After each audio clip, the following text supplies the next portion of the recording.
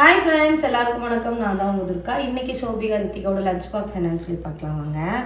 இங்கே பாருங்கள், இட்லி வந்து பார்த்திங்கன்னா பொடி இட்லி தான் பாப்பாங்களுக்கு பண்ணியிருக்கேன், குட்டி குட்டியாக பண்ணி.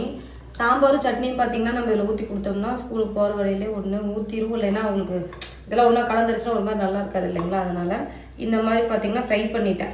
வெங்காயம், தக்காளி, இஞ்சி பூண்டு பேஸ்ட்டு, அப்புறமா கரம் மசாலா கொஞ்சமாக போட்டு பெப்பர் போட்டுட்டு நல்லா பார்த்திங்கன்னா வதக்கி வச்சு கொஞ்சமாக தக்காளி சேர்த்திருக்கேன். அப்புறம் நாட்டு முட்டை அது வந்து பார்த்திங்கன்னா ஃப்ரை பண்ணி போட்டிருக்கேன்.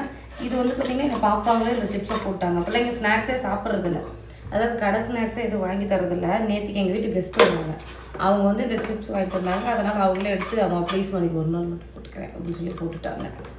சரி நானும் விட்டுட்டேன், சரி போனால் போகுது அப்படின்னு சொல்லிட்டு. இல்லைன்னா பிள்ளைங்க பொக்குன்னு போயிடுவாங்க. ஸ்நாக்ஸுக்கு பார்த்திங்கன்னா ட்ரை ஃப்ரூட்ஸ் தான். முந்திரி வந்து நம்ம வீட்டில் முடிஞ்சிருச்சு. எப்பயுமே முதல்ல முடியுது எங்கள் வீட்டில் முந்திரி தான் இருக்கும். இந்த தடவை அதே மாதிரி, ஏன்னா இவங்க எல்லாரும் என்ன பண்ணுவாங்கன்னா முந்திரி மட்டும் எடுத்துகிட்டு வாயில் போட்டு வந்துடுவாங்க. மற்ற ட்ரை ஃப்ரூட்ஸ் அப்படி கண்ணு மூடிட்டு இப்படியே வந்துடுவாங்க. முந்திரி மட்டும் தான் வெள்ளை கலரில் இருக்குன்னா உள்ள தெரியும். அவன் தானே எதுக்கு சிரிக்கிறேன்னு சொல்ல, முந்திரி மட்டும் தான் தெரியுமா?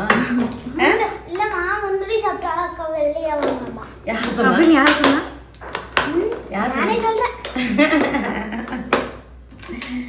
அதனால முந்திரி முடிஞ்சிருச்சு. இப்போ நம்ம இன்னைக்கு போகணும், டவுனில் போயிட்டு ட்ரை ஃப்ரூட்ஸ் எல்லாம் வாங்கிட்டு வரணும். ஓகே ஃப்ரெண்ட்ஸ், இன்றைக்கி லஞ்ச் பாக்ஸ் இதுதான்.